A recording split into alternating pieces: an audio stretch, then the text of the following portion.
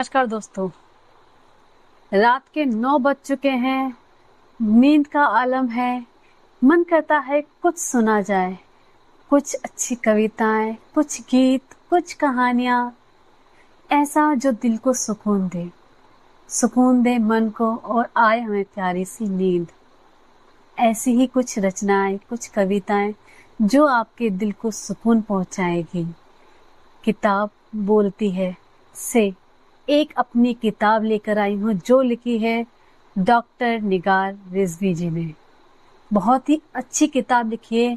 जब आप उनका नाम सुनेंगे कि किताब का नाम क्या है, किताब का नाम है धूप के आंसू। एक खिलती हुई धूप जो तन को जलाती तो है मगर कहीं सुकून भी देती है। उस धूप के आंसू, आखिर क्या कहेंगे वो धूप के आंसू, सुनना पसंद करेंगे।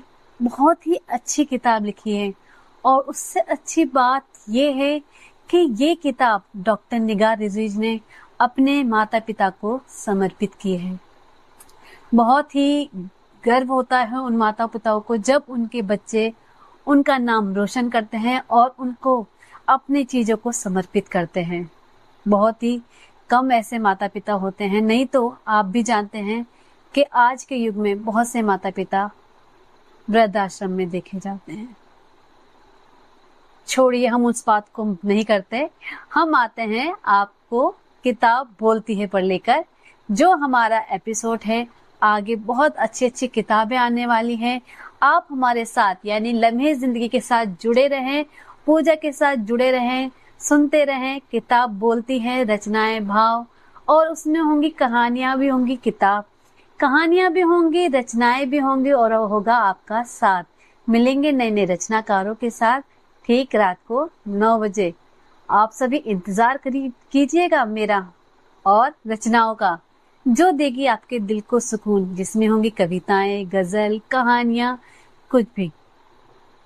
तो शुरू करती हूँ आज की पहली किताब जिसका नाम है धूप के आंसू, डॉक्टर निगार रिजवी जी। तो उनके बारे में मैं पहले आपको कुछ बताना चाहूंगी। ये हैं उनके माता पिता।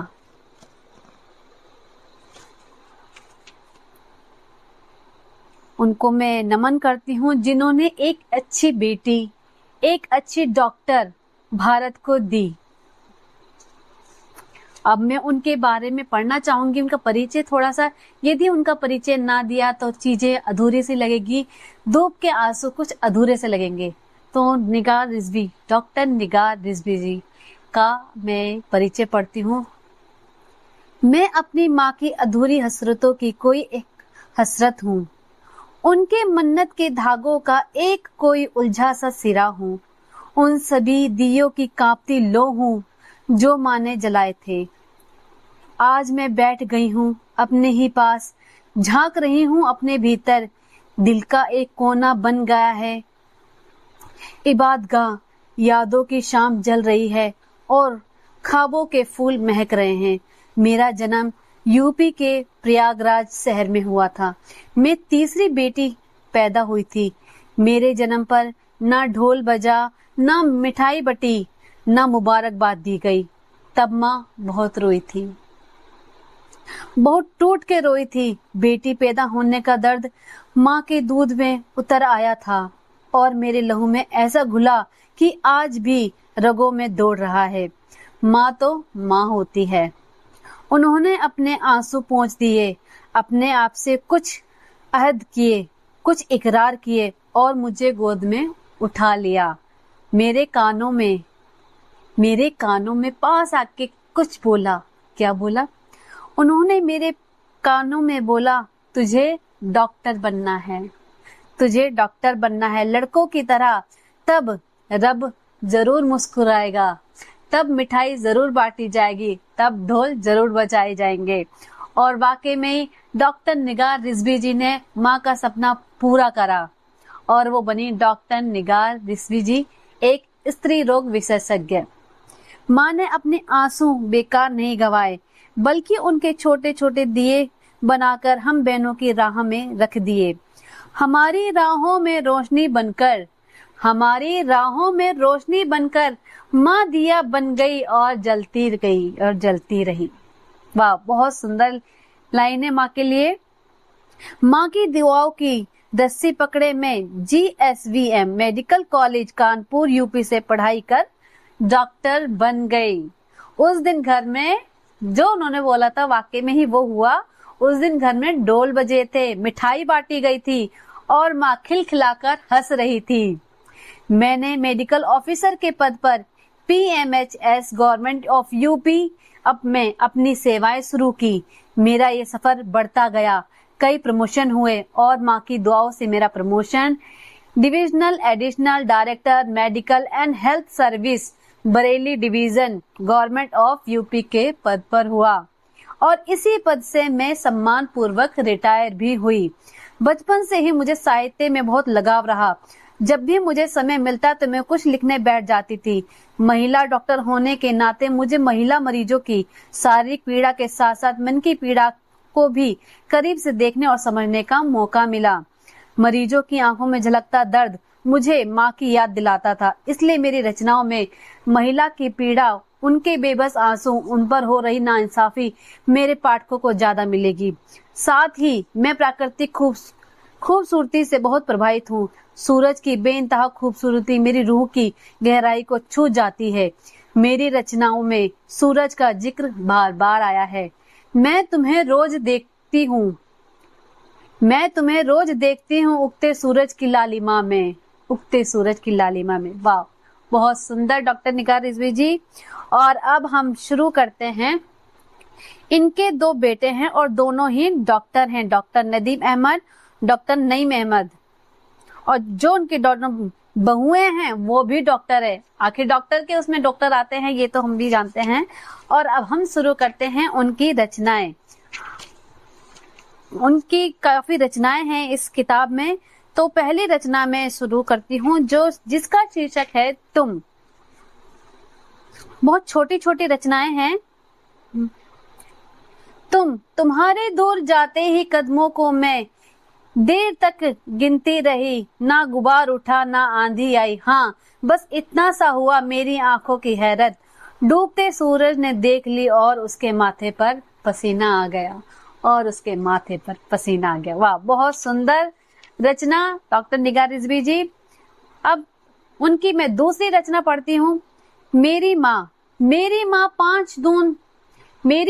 5 जून 2012 को खामोश हो गई हमेशा के लिए।